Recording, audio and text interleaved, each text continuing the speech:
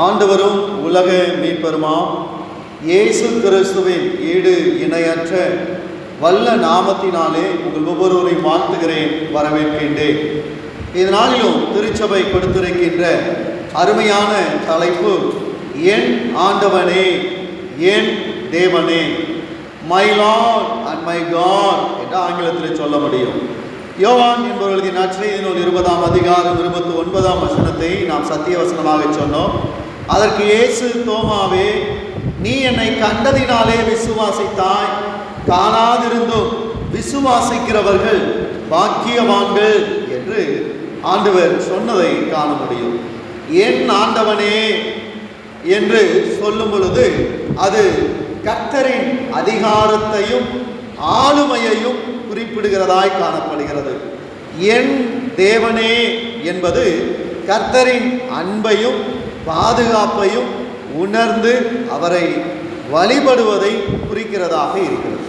மேற்கண்ட தலைப்பு கர்த்தரின் மீதுள்ள நம்பிக்கை மற்றும் அன்பை பக்தியாக வெளிப்படுத்தவும், அவருடைய அதிகாரத்தை ஒப்புக்கொண்டு அவரிடம் முழுவதுமாக சரணடைவதையும், எல்லா நிலையிலும் அவர் எனக்கு உதவுவார் என்பதிலே அவர் மீதுள்ள நம்பிக்கையையும், கர்த்தரின் உள்ளான தன்மையை அறிந்து அறிக்கை செய்து வழிபடுவதை குறிக்கிறதாக அமைகிறது. ஏசாயா தீர்க்கதரிசியின் புஸ்தகம் 45ஆம் அதிகாரம் 22ஆம் வசனத்தை நாம் கவனிப்போம். ஏசாயா 45ஆம் அதிகாரம் 22ஆம் வசனம். பூமியின் எல்லை எங்கும் உள்ளவர்களே, என்னை நோக்கி பாருங்கள், அப்பொழுது ரட்சிக்கப்படுவீர்கள். நானே தேவன், வேறொருவரும் இல்லை என்று வேதாகமம் கற்றுத்தருகிறது. கர்த்தர் ஒருவரே, இரட்சகரும் ஒருவரே. கர்த்தர் ஒருவரே, இரட்சகரும் ஒருவரே. உலகம் பல தெய்வங்களை உருவாக்கலாம், ஆனால் உண்மையான உயிருள்ள தெய்வம் இயேசு கிறிஸ்து மாத்திரமே. காண்கின்ற காணாத சகலத்தையும் சிருஷ்டித்தவர் அவர். அவர் எப்போவுமே அநேக சம்பவங்களை நமக்கு கற்றுக் கொடுக்கின்றார். எடுத்து வாசிப்போம். உபாகமத்தின் புஸ்தகத்துக்கு நேராக கடந்து போவோம்.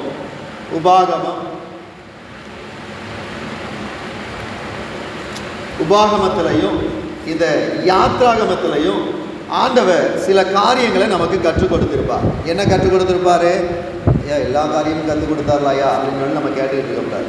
இதை உபாகமத்திலையும் யாத்ராகமத்திலையும் ஒரு சம்பவத்தை ஆண்டவர் ரொம்ப தெளிவாக கற்றுக் கொடுப்பார். என்ன கற்றுக் கொடுத்திருக்கிறார் அப்படின்னு சொன்னால், உபாகமம் 5ஆம் அதிகாரம், யாத்ராகமம் 20ஆம் அதிகாரத்தில் ஆண்டவருடைய வார்த்தை யாத்ராகமம் 20:3 சொல்லப்பட்டிருக்கிறது. உபாகமத்தில் நம்ம 5:7 நம்ம பார்க்க முடியும். என்னே அன்றி உனக்கு வேறு தேவர்கள் உண்டாயிருக்க வேண்டாம் என்று ஆண்டவர் கற்றுக் கொடுக்கின்றார். யார்கிட்ட பேசினாரு? இஸ்ரவேல் ஜனங்களிடத்தில் ஆண்டவர் இந்த வார்த்தையை பேசினார். ஒருவேளை அப்போஸ்தலனாகிய பவுலின் மூலமாக 1 கொரிந்தியர் 10ஆம் அதிகாரம் 14ஆம் வசனத்துக்கு நேராய் போவோம். 1 கொரிந்தியர் 10ஆம் அதிகாரம் 14ஆம் வசனத்துக்கு போவோம். 1 கொரிந்தியர் 10:14.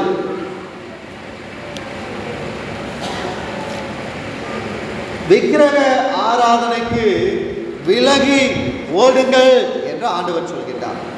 நாம சொல்லுவோம், நாங்கள் என்னைக்கியா விக்கிரக ஆராதனை பண்ணணும், நாங்கள் விக்கிரக ஆராதனை பண்ணுறதில்லை அப்படின்னு நம்ம சொல்லுவோம்.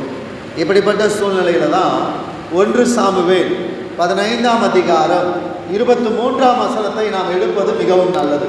1 சாமுவேல் 15ஆம் அதிகாரம் 23ஆம் வசனம். எல்லாரும் தயவு செய்து பெரட்டிருங்க. எல்லாரும் கையில் இருக்கிற பைபிளை பெரட்டிருங்க. 1 சாமுவேல் 15ஆம் அதிகாரம் 23ஆம் வசனம். இரண்டகம் பண்ணுதல் பில்லி சூனிய பாவத்திற்கும் முரட்டாட்டம் பண்ணுதல் அவபக்திக்கும் விக்கிரக ஆராதனைக்கும் சரியாயிருக்கிறது. வேதாம ரொம்ப தெளிவாக சொல்கிற காரியம் என்ன தெரியுமா? என்ன அப்படின்னு சொன்னால் டபுள் டீலிங். இரண்டகம் பண்ணுதல்னா டபுள் டீலிங். இந்த பக்கமும் காலை வச்சுக்குவேன், அந்த பக்கமும் காலை வச்சுக்கிடுவேன். அதுதான் டபுள் டீலிங். அது பில்லி சூனியம் செய்கிறதுக்கு ஈக்குவல் அப்படின்னு சொல்லப்பட்டிருக்கு. அதுக்கு அடுத்ததாக சொல்லப்பட்டிருக்கு முரட்டாட்டம் பண்ணுது, டிஸ்லாயல்டி. முரட்டாட்டம்னா என்ன அப்படின்னு சொன்னால் தான் செய்கிறது தான் சரின்னு சொல்கிறது. வேதாகமத்தில் முரட்டாட்டத்தை ரொம்ப தெளிவாக சொல்லுகிற காரியம் அது அவபக்திக்கும் விக்கிரக ஆராதனைக்கும் சரியாயிருக்கிறது என்று வேதாகமம் சொல்கிறது. என்னை அன்றி உனக்கு வேற தேவன் வேண்டான்னு சொன்ன தேவன் ரொம்ப தெளிவாக தம்முடையவர்களுக்கு இதை கற்றுக் கொடுத்திருக்கின்றார். இரண்டாவது காரியம் என்ன தெரியுமா? விக்கிரக ஆராதனையில் இன்னொரு காரியத்தை நம்ம புரிந்து கொள்ள வேண்டும். கொலோசையர் 3ஆம் அதிகாரம் 5ஆம் வசனம். வாலிப பிள்ளையில் ஒரு ஆள் எடுத்து வாசிமா. கொலோசையர் 3ஆம் அதிகாரம் 5ஆம் வசனம். கொலோசையர் 3:5 255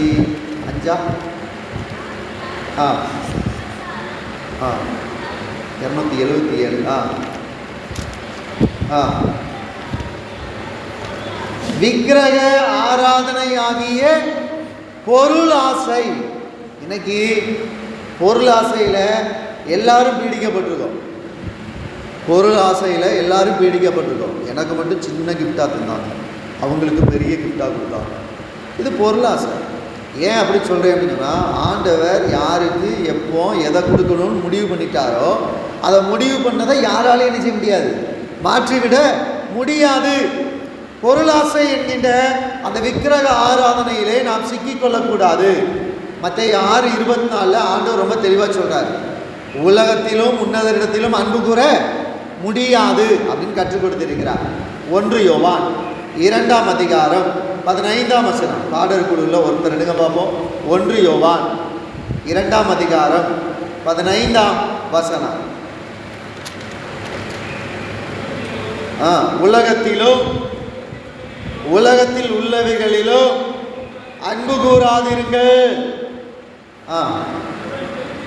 ஒருவன் உலகத்தில் அன்பு கூர்ந்தால் அவனிடத்தில் பிதாவின் அன்பில்லை. தம்பி, எல்லாரும் கையில் பைபிள் வச்சுருக்கியா? பைபிள் இல்லாதவன் பைபிள் எடு. அதனால தான் பேசிக்கிட்டு இருக்கேன். நீ பேர் சொல்ல ஆரம்பிச்சிருவேன். ரைட். உலகத்திலும் உலகத்தில் உள்ளவைகளிலும் அன்பு கூறாதிருங்கள். வசனம் அதுக்கு அடுத்ததாக சொல்லப்படுகிற காரியம் பாருங்க. 16ஆம் வசனம். மாம்சத்தின் இச்சை, கண்களின் இச்சை, ஜீவனத்தின் பெருமை, இதெல்லாம் எங்கே உள்ளது? உலகத்தில் உள்ளவைகள் என்று வேதாகமம் கற்றுத் தருகிறது. பிலிப்பியர் 3ஆம் அதிகாரம் 19ஆம் வசனம் பாருங்க. பிலிப்பியர் 3:19 வேதாகமம் சொல்லுது, அவருடைய தேவன் வயிறு. சோறு கிடைச்சா போதும் சாமி, எங்கே வேணாலும் போயிடலாம். அது உபவாச ஜெபமாக இருந்தாலும் சரி, மன்னித்து கொள்ளுங்கள் பதத்தை பயன்படுத்துறதுனால. சோறு கிடைச்சா போதும், பாசிங் ப்ரேயராக போயிடுவோம். சோறு கிடைச்சா போதும், கன்வென்ஷன் கூட்டமாக போயிடுவோம். அவருடைய வயிறு அவர்களுக்கு தேவன். சோறு போடுறவன் சாமி, அவங்களுக்கு சோறு போடுறவங்க சாமி, அவங்க வயிறு அவங்களுக்கு தேவன். வேதாகமம் ரொம்ப தெளிவாக எச்சரிக்கிற காரியம் என்னன்னா, உலக ஆசைகள் இன்பங்கள் நம்மளை ஆண்டவரை விட பெருசாக வச்சுருக்கணும். சர்ச்சுக்கு ஏன் வர்றதுக்கு லேட் ஆகிட்டு, காப்பி போட்டு தர லேட் ஆகிட்டு. காப்பி முக்கியமாக ஆலயம் முக்கியமாக? காப்பி தான் ஏன் முக்கியம்? கர்த்தரை காட்டிலும் காப்பி தான் முக்கியம் அப்படின்னு சொன்னால் நீங்கள் கர்த்தருக்குரியவர்கள் அல்ல. அடுத்த காரியம் பாருங்க, மனிதனை தேவனாக உயர்த்துகிறவர்கள். அப்போஸ்தலர் நடபடிகள் 10ஆம் அதிகாரம் 25, 26 வசனங்களில் நாம் இந்த சம்பவத்தை பார்க்கிறோம். மனிதரை தேவனாக உயர்த்துவது. நீங்கள் மட்டும் இல்லைன்னு வச்சுக்கிடுங்களேன். பொதுவாக சாட்சி சொல்லும் போது என் பேரை சொன்னாங்கன்னா நான் அவங்கள தனியாக கூப்பிட்டு சொல்கிற ஒரு காரியம், எக்காரணத்தை கொண்டு என் பேரை சொல்லாதீங்கன்னு சொல்லுவேன். ஏன் தெரியுமா? எனக்கு குழியை நீங்கள் வெட்டிடாதீங்கன்னு அர்த்தம். அப்படின்னா என்ன அர்த்தம் தெரியுமா? நீங்கள் கர்த்தருக்கு மகிமை செலுத்தலாமே தவிர கர்த்தருடைய ஊழியக்காரனுக்கு என்ன செய்யக்கூடாது, செலுத்தக்கூடாது. இந்த ஐயா வந்து ஜெபம் பண்ணதுனால, இந்த ஊழியக்கார் கை வச்சதுனால சொல்லவே கூடாது. ஏன் சொல்லக்கூடாதுன்னா, நீங்கள் தேவனை தாழ்த்தி அந்த மனிதனை உயர்த்துகிறீர்கள். இந்த நேரத்தில் தான் பேதுரு சொல்கிறாரு, பேதுரு காலில் அந்த மனுஷன் விழுந்து கிடக்கான். பேதுரு சொல்கிறார், நானும் மனுஷன்தான்ப்பா, என் காலில் என்ன செய்யாத, வீழாதே என்று எச்சரிக்கின்றான். அப்போஸ்தலர் நடபடிகள் 12ஆம் அதிகாரம் பாருங்க. அப்போஸ்தலர் நடபடிகள் 12ஆம் அதிகாரம் 21ஆம் வசனத்திலிருந்து 23ஆம் வசனம். ஒருவேளை இந்த வசனத்தெல்லாம் வேதாகமத்தில் ஆண்டவர் வச்சிருக்கிறாரு, அது நம்ம கண்ணுகளுக்கு தெரியறதில்லை. அப்போஸ்தலர் 12ஆம் அதிகாரம் இந்த 23ஆம் வசனத்தை வாசிங்க, எல்லாரும் சேர்ந்து வாசிப்போம். அப்போஸ்தலர் 12:23, 180ஆம் பக்கம், புதிய ஏற்பாட்டில் 180ஆம் பக்கம். எல்லாரும் சேர்ந்து வாசிப்போம். அவன் தேவனுக்கு மகிமை செலுத்தாதபடியினால் உடனே கர்த்தருடைய தூதன் அவனை அடித்தான். சரி, இந்த இடத்த எப்பவும் நம்ம சொல்ற மாதிரி நான் போட்டு வாசிங்கன்னு சொன்னா எத்தனை பேர் வாசிப்பீங்க? என்னையா இது அப்படிப்பட்ட வசனமாயா அப்படின்னு கேட்டா, தேவனுக்கு செலுத்த வேண்டிய மகிமையை செலுத்தாமல் அதை நீங்கள் நான் என் காலத்தில் நான் இருந்ததுனால அப்படிங்கிறத நீங்கள் பேசிக்கிட்டு இருந்தீங்கன்னா உங்களுடைய சாவை குறித்து வேதாகமம் எச்சரிக்கிறது. கர்த்தருடைய தூதன் அடிப்பான், புழு புழுத்து செத்து போவான். புல்பீட்டில் நின்று சொல்கிற வார்த்தையானா புல்பீட்டில் நின்று சொல்ல வைக்கிறார் ஆண்டவர் தெளிவாக. யாரை முக்கியப்படுத்தினா? மனுஷனை முக்கியப்படுத்தினா. ஆலயத்துக்கு வந்தாலும் ஆண்டவர்கிட்ட ஜெபம் பண்றதை காட்டிலும் இவங்க கிட்ட ஜெபம் பண்ணிட்டு போயிட்டோம்னா நமக்கு ஆசீர்வாதம் கண்டிப்பா கிடையாது. நான் தலையில கையை வச்சு ஜெபம் பண்ண ஆசீர்வாதம் நான் ஒரு பொழுதும் சொல்றது இல்லை. ஏன் தெரியுமா? கர்த்தருடைய சமூகத்திலே பேசுவதற்காக திரைச்சீலை பிரிக்கப்பட்ட பின்பதாக ஆண்டவர்கிட்ட உங்களுக்கு ஜெபம் பண்றதுக்கு வரம கொடுத்ததுக்கு அப்புறம் அந்த வல்லமையை சரியா பயன்படுத்தாம நான் இந்த ஊழியக்காரத்தை மட்டும் போயிட்டு வந்தேன்னா எனக்கு சரியாயிடும். சிலர் இந்த கல்யாண கார்டு அடித்த உடனே சில ஊழியக்காரங்களை தேடி போவாங்க. சில ஊழியக்காரங்கிட்ட போய் கொடுத்து இதை ஜெபம் பண்ணித்தாங்க. அந்த ஊழியக்காரத்தை அந்த கல்யாண காரியத்தை குறித்து அதுக்கு முன்னாடி ஜெபம் பண்ண சொல்லியிருப்பாங்களா? இல்லை. ஆனால் கல்யாணம் மட்டும் நல்லா நடந்துடணும்னு ஜெபம் பண்ண சொல்லுவாங்க. வேதாகமம் எச்சரிக்கின்ற காரியம், கர்த்தருக்கு கொடுக்க வேண்டிய மகிமையை நீங்கள் கொடுக்கவில்லை என்றால் நீங்கள் உங்களுடைய மரணம் எப்படிப்பட்டதா இருக்கும் என்பதை உணர்ந்து கொள்ள வேண்டும். இந்த ஏரோது ராஜ வஸ்திரம் தரித்திருந்தான், சிங்காசனத்து மேலே உட்காந்து பிரசங்கம் பண்ணிட்டு இருந்தான். சிலர் என்கிட்ட வந்து சொல்லுவாங்க, ஐயா இன்னைக்கு பிரசங்கம் நல்லா இருந்துச்சுன்னு சொல்லுவாங்க. அப்போ நான் அவங்ககிட்ட சொல்லுவேன், பரவாயில்லையே தூங்காமல் இருந்தீங்களோ அப்படின்னு கேட்பேன். ஏன் தெரியுமா? பிரசங்கம் நல்லா இருந்துச்சுன்னு சொல்லாங்க. கர்த்தர் உங்ககிட்ட பேசினார்னா ஒன்றும் மனம் திரும்புங்க, கர்த்தருக்கு மகிமையை செலுத்துங்க.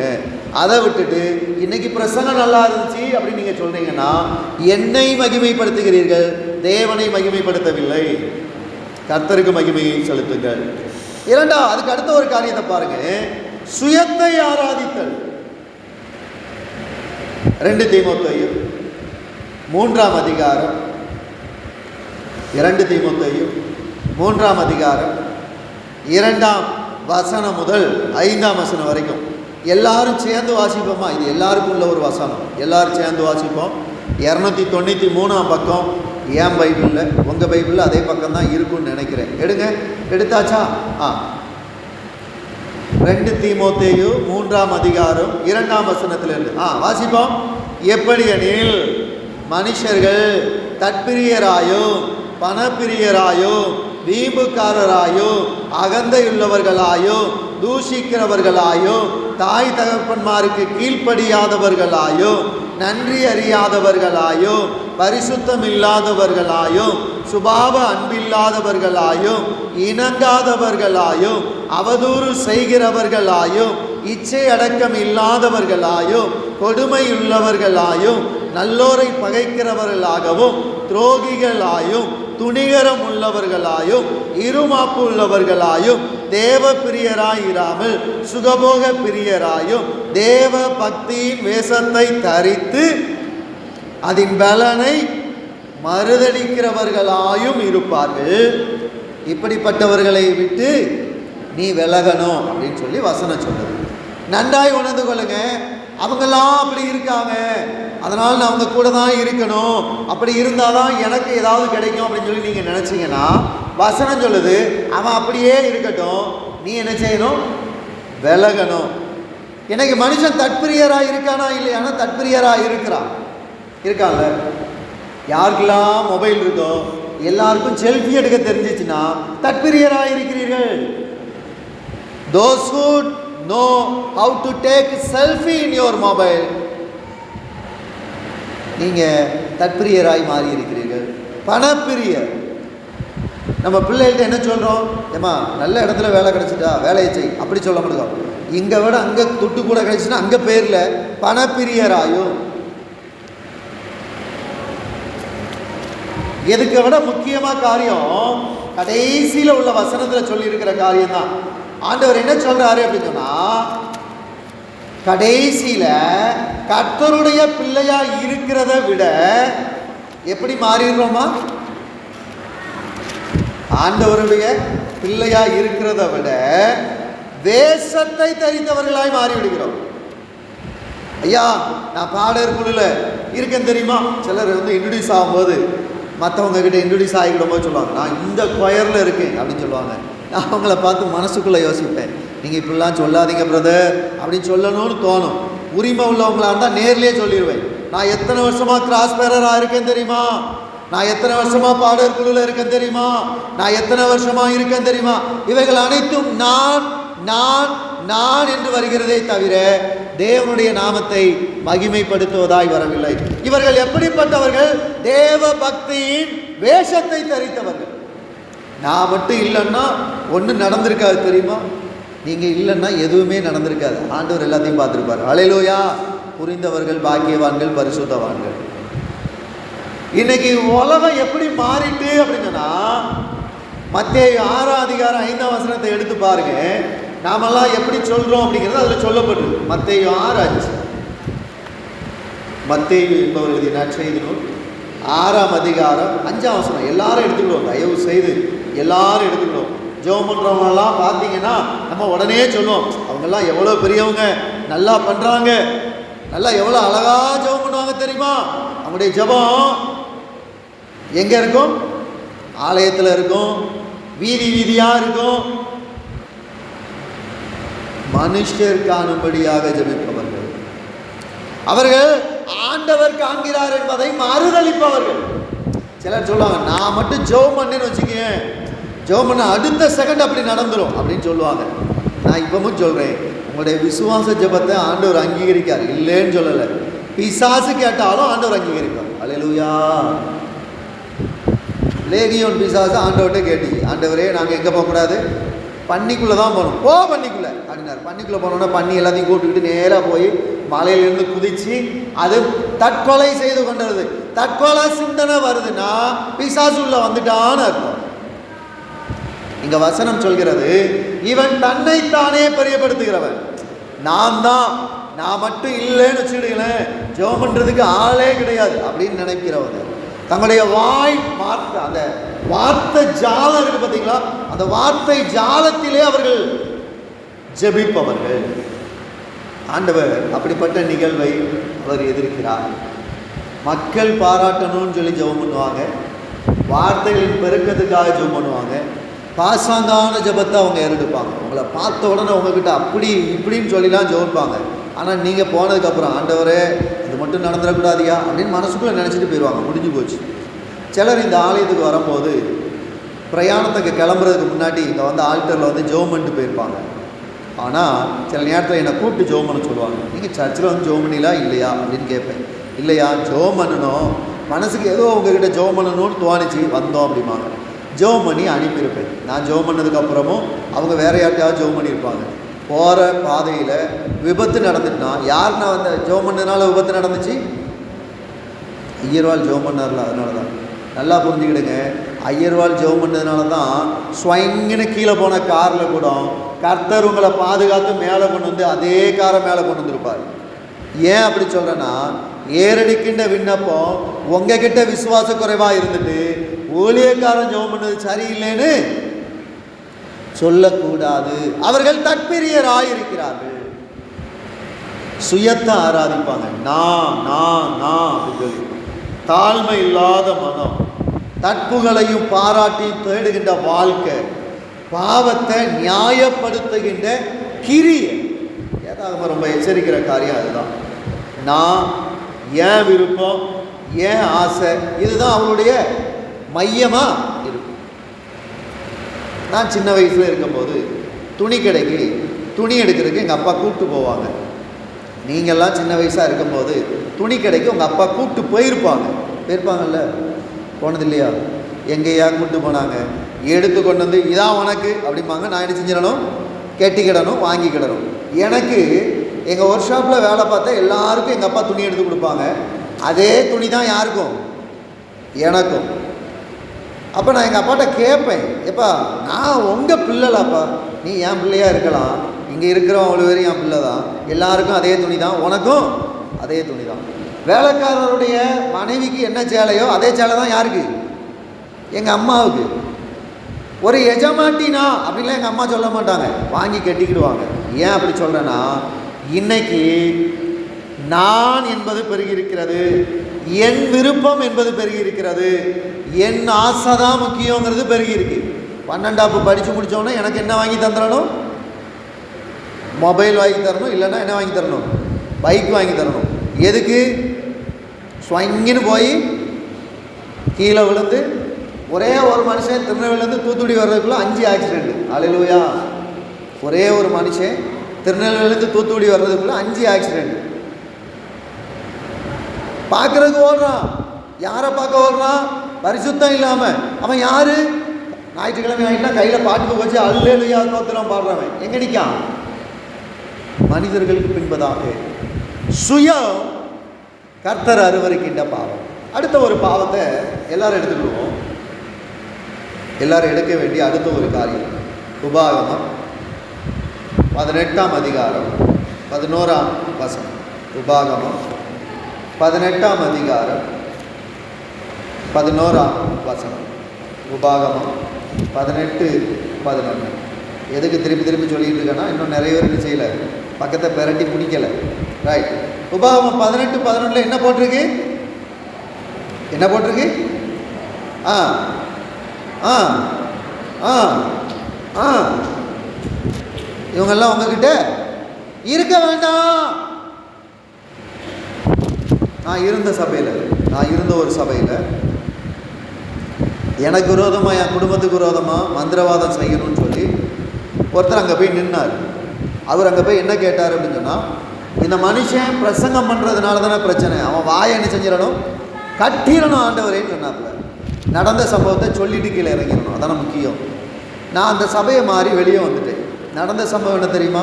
கேன்சரில் அந்த மனுஷன் இறந்து போனாருன்னு கேள்விப்பட்டேன். எனக்கு ரொம்ப வேதனையாக இருந்துச்சு. ஐயோ, அந்த மனுஷனுக்கு கேன்சராமே, ஜெபம் பண்ணணும் அப்படின்னு கேட்டேன். எதில் கேன்சர் வந்துச்சு? எங்கே வந்துச்சு? எங்கே கட்டணும்னு சொன்னானோ அங்கே வந்துருந்துச்சு.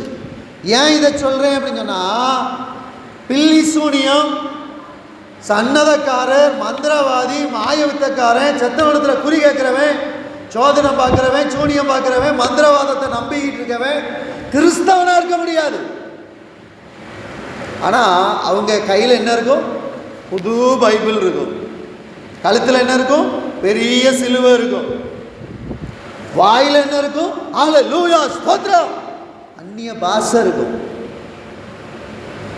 இதெல்லாம் ஆண்டவர் அருவருக்கிற பாவங்கிற உணர்வு இல்லாமல், ஆண்டவர் இரட்சகருங்கிறதை ஏற்றுக்கொள்ளாமல் வாழ்ந்து கொண்டு இருப்பவர்கள். ஏன் இதெல்லாம் நடக்கு அப்படின்னு சொல்லி யோசித்து பார்த்தா வசனம் ரொம்ப தெளிவாக ஏசாயா தீர்க்கதரிசியின் புஸ்தகம் 42ஆம் அதிகாரத்தில் ஆண்டவர் கற்றுக் கொடுத்திருக்கின்றார். 8ஆம் வசனத்தை எடுத்து வாசிங்க. ஏசாயா 42:8. எல்லாரும் சேர்ந்து வாசித்துருவோமா? தயவு செய்து, முக்கியமான வசனம், அதனால் எல்லாரும் சேர்ந்து 847ஆம் பக்கம் எடுத்தாச்சா? 847ஆம் பக்கம் எடுத்தாச்சா? யாசிப்போம் எல்லாரும் சேர்ந்து. நான் கர்த்தர், இது என் நாமம், என் மகிமையை வேறொருவனுக்கும் என் துதியை யார் சொல்றா? கர்த்தர் சொல்றாரு.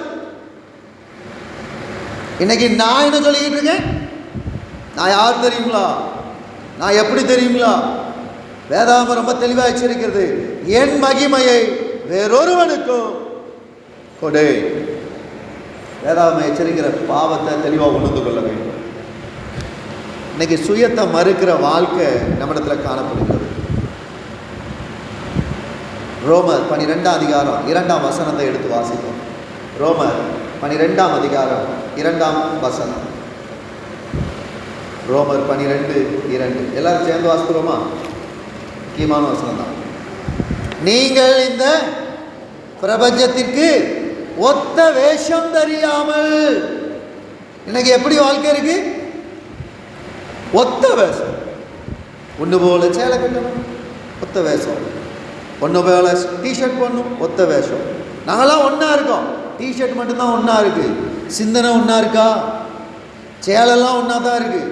சிந்தனை ஒன்றா இருக்கா? இந்த கலர் எடுத்ததை விட இதில் அந்த கலர் எடுத்திருந்தா நல்லா இருந்திருக்கும், தெரியல. சிந்தனை ஒன்றா இல்லைல்ல. ஒத்த வேஷம் தெரியாதிருங்கள் என்று வேதாகமம் எச்சரிக்கிறது. அதுக்கு அடுத்ததாக சொல்லப்பட்டிருக்க காரியம், தேவனுடைய நன்மையும் பிரியமும் பரிபூர்ணமான சித்தமினதென்று பகுத்தறியத்தக்கதாக உங்கள் மனம் என்ன செய்யணும்? புதிதாகணும். புது சேலையை கட்டுறதுனால அபிஷேகம் இல்லை, புது டிஷர்ட் போட்டதுனால அபிஷேகம் இல்லை, புதுசா கொயருக்கு அங்கி போட்டதுனால அபிஷேகம் இல்லை. வேதாகமம் எச்சரிக்கிற காரியம், மனம் புதிதாக்கப்பட வேண்டும். மனம் புதிதாக்கப்படாம நீங்க எத்தனை நேரம் வந்தீட்டு போட்டு ஜெபம் பண்ணாலும் கர்த்தர் கவனியா. அடுத்த காரியத்துக்கு நேராக கடந்து சொல்வோம். பிலிப்பியர் 2ஆம் அதிகாரம் 5 முதல் 11 வசனங்கள் நம்ம வாசிக்க கேட்டோம். இயேசு கிறிஸ்துவின் மூலமாக தான் ரட்சிப்பு. இயேசு கிறிஸ்துவில் இருந்த சிந்தை உங்களிலும் இருக்க கடவுள்னு வசனம் சொல்லுது. தேவனில் ஒருவராயிருந்தாலும் தன்னை வெறுமையாக்கினார், மனிதராக வந்தார், அடிமையின் ரூபம் எடுத்தார். கீழ்ப்படுதலின் ஆழம் என்னங்கிறத அவர் நமக்கு விளங்க செஞ்சார். முந்தின ஆதாம் மரத்தில் செய்த பாவத்தை மரத்திட நியாயம் தீர்ப்பதற்காக தான் இயேசு கிறிஸ்து எழுத தொங்கினார், சிலுவையில் தொங்கினார், மரச்சிலுவையில் தொங்கினார். இயேசு கிறிஸ்து எப்படி ஜெபம் பண்ணார் அப்படின்னு சொல்லி நம்ம கவனித்து பார்க்கணும். யோவான் 6ஆம் அதிகாரம் 38ஆம் வசனத்தில் கவனித்து பாருங்க. யோவான் 6:38 எல்லாரும் எடுங்க, ரொம்ப முக்கியமான வசனம். யோவான் 6:38, என் சித்தத்தின்படி அல்ல, என்னை அனுப்பினருடைய சித்தத்தின்படி செய்யவே நான் வானத்திலிருந்து இறங்கி வந்தேன். நம்ம இன்னைக்கு யார் சித்தத்தை செய்யறதுக்கு இந்த உலகத்தில் இருக்கோம்? யாருடைய சித்தத்தை செஞ்சுக்கிட்டு இருக்கோம்? யாருக்காக செஞ்சுக்கிட்டு இருக்கோம்? எச்சரிப்பு அவசியம். 2 கொரிந்தியர் 8ஆம் அதிகாரம் 9ஆம் வசனத்தில் வசனம் மிகவும் தெளிவாய் அடுத்தது பதிவு செய்யப்படுகிறது. அவர் ஐஸ்வர்யம் உள்ளவராயிருந்தோ நீங்கள் அவருடைய தரித்திரத்தினாலே ஐஸ்வர்யான் ஆகும்படிக்கு உங்கள் நிமித்தம் தரித்திரரானாரே. யாராவது என் பிள்ளைக்காக நான் இதை இழந்திருக்கேன்னு சொல்றவங்க இருக்காங்களா? இல்லை. நான் இருக்கிறக்குள்ள என்னத்தெல்லாம் அனுபவிக்கணுமோ அனுபவிச்சுட்டு போய்க்கிடுவேன். அதுக்கப்புறம் நீ சொத்தை வச்சுக்கிட்டு அண்ணன் தம்பிகளை சண்டை போடு, இல்லைன்னா எக்கேனும் கெட்டு போ. நான் இருக்க வரைக்கும் இந்த வீடு எனக்கு தான், நான் போனா தான். அதுக்கப்புறம் நீங்கள் எதுவும் பிரிச்சுக்கிடுங்க. உனக்கு அந்த செங்கல் வேணுமோ இந்த செங்கல் வேணுமோ எடுத்துக்கோ, வடக்க வேணுமோ தெற்க வேணுமோ எடுத்துக்கோ. வேதாகமம் மிகவும் தெளிவாய் சொல்கிறது, அவர் ஐஸ்வர்யம் உள்ளவராயிருந்தும் நம்மை ஐஸ்வர்யம் உள்ளவனாய் மாற்றுவதற்காக தரித்திரரானா. பாவத்தின் அகோரத்தை ஒருத்தன் புரிஞ்சுக்கலன்னா மன்னிப்பது விருதாவாய் போகும். 2வது, தேவனின் உயர்வையும் பரிசுத்தையும் ஒருவர் சரியா புரிந்து கொள்ளலைன்னா சிலுவை மரணம் எதுக்குங்கிறது மறுதளிக்கிறதாய் காணப்படும். அவர் வாயில பாவம் இல்லை, அவர் வாயில வஞ்சனை காயப்படலை, அவர் வையப்படும் பொழுது என்ன செய்யலை? பதில் வையலை, பாடுபடும் பொழுது பயமுறுத்தலை, நியாயமாய் தீர்ப்பு செய்கிறவருக்கு தன்னை ஒப்பு கொடுத்தார் என்று 1 பேதுரு 2ஆம் அதிகாரம் 22-23 வசனங்கள்ல நம்ம காட்ட முடியும். 1 பேதுரு 2:21 சொல்லப்பட்டிருக்கு, கிறிஸ்துவும் உங்களுக்காக பாடுபட்டு நீங்கள் தம்முடைய அடிச்சுவடுகளை தொடர்ந்து வரும்படி உங்களுக்கு மாதிரியை பின்வைத்து போனார். எத்தனை பேர் சிலுவையை சுமக்கும்? ஐயா கொஞ்சம் வெயிட்டாக தான் இருக்கு சிலுவை. செயினை விட சிலுவை சிறுசா இருக்கா பெருசா இருக்கா? செயினை விட சிலுவை சின்னதாக இருக்கா பெருசா இருக்கா? சின்னதாக தான் இருக்கு. ஏன் தெரியுமா? அதை விட பெருசாக போட்டால் நல்லா இருக்காதியா. சிலுவையை சுமப்பதற்கு வெட்கம், சிலுவையை சுமக்கிறதுக்கு வெட்கம். அது குட்டியோண்டு இருக்கணும், செயினை விட இவ்வளோதான் இருக்கணும், இப்படி தான் இருக்கணும். அவர் வைத்து சென்ற மாதிரியை பின்பற்றுவதில்லை. 1 பேதுரு 2:24 வாசிங்க, எல்லாரும் எடுத்து வாசிப்போம். நாம் பாவங்களுக்கு செத்து நீதிக்கு பிழைத்திருக்கும்படி அவர் தாமே தமது சரீரத்திலே நம்முடைய பாவங்களை சிலுவையில் சுமந்தார். அவருடைய தழும்புகளால், யாருடைய தழும்பால? அவருடைய தழும்புகளால குணமானோம். மத்தேயு 8:17 சொல்லுது நம்முடைய நோய்களை சுமந்தார். ஏசாயா 53:4 சொல்லுது துக்கங்களை சுமந்தார். கலாத்தியர் 3:13 சொல்லுது நம்ம நியாயப்பிரமாணத்தின் சாபத்திற்கு நம்ம மீட்டு கொண்டார். 1 தீமோத்தேயு 1:14 சொல்லுது உன்னிடத்தில் ஒப்புவிக்கப்பட்ட அந்த நட்பொருளை நமக்குள்ளே வாசம் பண்ணுகிற பரிசுத்த ஆவியினால என்ன செய்யணும்? காத்து கொள்ளணும். 1 தீமோத்தேயு 1:14 சொல்லப்படுது காத்து கொள்ள வேண்டும். மூன்றாவது நிகழ்வுக்கு நேராய் கடந்து சொல்லுவோம். சந்தேகத்திலிருந்து சாட்சியாக யோவான் 20:24 29 வரைக்கும் உள்ள காரியம். சிலர் சொல்லுவாங்க என் கண்ணால் பார்த்தா மட்டும்தான் நினைச்சுவேன், நம்புவேன், ஆதாரங்கள் இருந்தால் ஏற்றுக்கொள்ளலாம், விசுவாசிக்கலாம், இல்லைன்னா அது அவிசுவாசம்தான். மேற்கண்ட வார்த்தைகள் அப்போஸ்தலர் வாழ்க்கையிலும் வந்துச்சு, ரோமா வாழ்க்கையில் வந்தது. சந்தேகக்கு காரணிகள் என்ன அப்படின்னு சொன்னால் தான் பார்க்கல, அதனால ஏற்றுக்கொள்ளாத மனம். கண்டதை மற்றவங்க சொன்னாங்க, ஏப்பா ஏசப்பா வந்தாருப்பா, நீ சொல்லுவப்பா, நீ சொல்லுவ, நான் என்ன செய்யணும்? அனுபவிக்கணும். நான் அனுபவிச்சாதான் அதை ஏற்றுக்கொள்ள முடியும். மற்றவர்கள் பார்த்தார்கள், சொன்னார்கள், ஆனால் அந்த நிகழ்விலே தோமா அங்கே இல்லைங்கிற ஒரே காரணத்துக்காக தோமா என்ன சொல்கிறான்? நான் அவரை பார்த்தா மட்டும்தான்.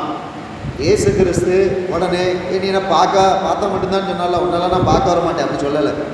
அவர் சந்தேகிக்கிறவர்களை தள்ளிவிடுவதில்லை. அவர்கள் பேசினதையும் பேசுவதையும் கவனிக்காத தேவன் அல்ல. அவர்கிட்ட வந்து பேசும்போது சொல்கிறார், எப்போ நீ என்ன சொன்னா உன் விரலை இதில் விடுவேன்னு சொன்னாலா, வா அப்படின்னு சொல்லி கூப்பிட்டா. அப்பொழுதுதான் விசுவாச அறிக்கையை தோமா செய்கிறார். என் ஆண்டவரே, என் தேவனே அப்படின்னு அவர் கூப்பிடுறார். அப்போ தான் ஆண்டவர் சொல்கிறார், தோமாவே கண்டதினாலா விசுவாசிக்கிறாய்? காணாதிருந்து விசுவாசிக்கிறவர்கள் பாக்கியவான்கள். இது ப்ளூரல்ல முடியுதா, சிங்குலர்ல முடியுதா? இந்த வசனம் ப்ளூரல்ல முடியுதா, சிங்குலர்ல முடியுதா? ஒருமையில முடியுதா, பன்மையில முடியுதா? பன்மையில முடியுது. எப்படி முடியுது பாருங்க. காணாதிருந்தும் விசுவாசிக்கிறவர்கள் பாக்கியவான்கள். யார் இந்த பாக்கியவான்கள்? இன்னைக்கு சபைக்கு வர்றவங்க. ஆண்டவர் அப்பவே சொல்லிட்டார், டேய் நீலாம் பார்த்தாதான்டா நம்புவேன்னு சொல்ற. என்ன விசுவாசிக்கிறதுக்கு இந்தியாவில் ஒரு கூட்ட மக்கள் இருக்கிறது, தமிழகத்தில் ஒரு கூட்ட மக்கள் இருக்கிறது, அவர்கள் பாக்கியவான்கள் என்று ஆண்டவர் சொல்லியிருக்கிறார். காணாமல் விசுவாசிக்கிறவர்கள் பாக்கியவான்கள். காத்த நம்மால பார்க்க முடியுமா? ஆனால் உணர முடியும். தாயின் அன்பை குழந்தையால காண முடியுமா? உணர முடியும். மின்சாரத்தை நேரடியாக யாரால பார்க்க முடியுமா? முடியாது. ஆனால் என்ன செய்யணும்? அதனுடைய வல்லமையை பார்க்கலாம். ஆமாம், லைட் எரியுது, ஃபேன் ஓடுது. விதைய மண்ணில் போடுறோம், அது உள்ளே என்ன நடக்குன்னு நமக்கு தெரியாது. அப்படி தானே? விதைய மண்ணில் போடுறோம். சின்ன வயசில் செஞ்ச ஒரு சம்பவம் என்ன அப்படின்னு சொன்னால், செடி வளருதா வளரலையா அப்படின்னு சொல்லி நமக்கு ஒரு சந்தேகம் வந்துச்சு. சந்தேகம் வந்தோன்னே என்ன செய்வோம்? போட்ட செடியை, போட்ட விதை முளைச்சிருக்கா இல்லையான்னு தோண்டி பார்ப்போம். பார்த்தோம்ல, பார்த்த ஆட்கள் இதில் நிறைய பேர் இருக்கு. அப்போ பரவாயில்ல, அப்போ நான் மட்டும்தான் அப்படி இருக்கேன்னு நினச்சேன். எல்லோரும் அப்படி தான் இருந்திருக்கும். அதுக்கப்புறம் அது லேசாக வேறு விட்டுருக்கும். வேறு விட்டு லேசாக மேலே ஒன்றும் வந்திருக்காது. திருப்பி நம்ம தோண்டுவோம், பார்ப்போம். ஆமாம் வேறு இருக்குது, மூடியாச்சு. திருப்பி லேசாக 2 இலை மட்டும் மேலே விட்டுருக்கோம். இப்போ நமக்கு பெரிய சந்தேகம் வரும், இப்போ வேறு எவ்வளோ பெருசாக இருக்கும். உடனே தோண்டுவோம், உடனே பார்ப்போம். ஆமாம், வேறு இன்னும் கொஞ்சம் பெருசாக இருக்குது. நல்லா புரிஞ்சுக்கிடுங்க. ரூட்டை நோண்டி பார்க்க செடி என்ன செஞ்சு போவோம்? பட்டு போவோம். இன்னைக்கு நாம் என்ன சொல்கிறோன்னா, ஆழமாக இருந்தால் மட்டும்தான் நம்புவேன், நான் பார்த்தா மட்டும்தான் நம்புவேன், நான் இதை கவனித்தா மட்டும்தான் நம்புவேன். இப்படி சொல்கிற ஆட்கள் டாக்டரை நம்பாமல் இருக்கணும்ல. டாக்டருக்கு போனவுடனே உங்கள் கையை பிடிச்சி பார்த்துட்டு உங்களுக்கு ஒரு ஊசி போட்டால் சரியாயிடும். சரி டாக்டர், எவ்வளோ டாக்டர் ஃபீஸ் கொடுத்துட்டு வந்துடுறோம்ல. ஒரு டாக்டரை நோயாளி நம்புகிறான். எத்தனை பேர் ஃப்ளைட்டில் போயிட்டு வந்திருக்கோம்? ஃப்ளைட்டில் போனதை விட்டுருவோம். எத்தனை பேர் பஸ்ஸில் போயிட்டு வந்திருக்கீங்களா? இல்லையோ? ட்ரெயினில் போயிட்டு வந்திருக்கோம். யாரெல்லாம் இறங்கி டிரைவரை பார்த்து, thank you my dear sir, because of you we came, இங்கேருந்து சென்னைக்கு போகும்போது முழுக்க முழுக்க தூங்காமல் சில குரூப் இருக்கும், சில குரூப் நல்லா தூங்கிக்கிட்டே வரும். ஆனால் எப்போமாவது இறங்கும் போது அந்த டிரைவரை பார்த்து நீங்கள் எனக்காக கண் விழிச்சு வண்டி ஓட்டினீங்களே சொல்லியிருப்போமா? இல்லை. அப்படிப்பட்டவர்களாய் நாம் ஆளுகிறோம். இருளாக இருந்தாலும் நம்ம வர்ற பாதையில் சர்ச்சைக்கு வந்துக்கிட்டு இருக்கோம், கரண்டு போயிட்டு என்ன செய்வோம்? சர்ச்சையை நோக்கி வந்துக்கிட்டு இருக்கோம், வீட்டை விட்டு தாண்டவும் கரண்டு போயிட்டு என்ன செய்வோம்? தபக்குன்னு கதவை திறப்போம், வீட்டுக்குள்ளே போயிடுவோம். இதுதான் விசுவாசத்துடைய வல்லமை. கரண்டு வேற இல்லை, எவனாவது காதில் கழுத்தில் கிடக்கிறத அள்ளிட்டு போயிடுவான். கர்த்தர் முக்கியம் அல்ல. யார் முக்கியம்? காதில் கழுத்தில் கிடக்கிறது முக்கியம். ரெண்டாவது காரியம், இருளையும் சிலர் என்ன செய்வாங்கன்னா நடந்து வந்துக்கிட்டே இருப்பாங்க. நம்ம போன பாதை தானே, ஆனால் இருட்டில் கண்ணு தெரியணும்னா ஒன்றே ஒன்று செய்யணும். என்ன செய்யணும்? கண்ணை ஒரு நேரம் நல்லா மூடிட்டு திருப்பி கண்ணை திறந்தால் இருட்டில் என்ன செய்யும்?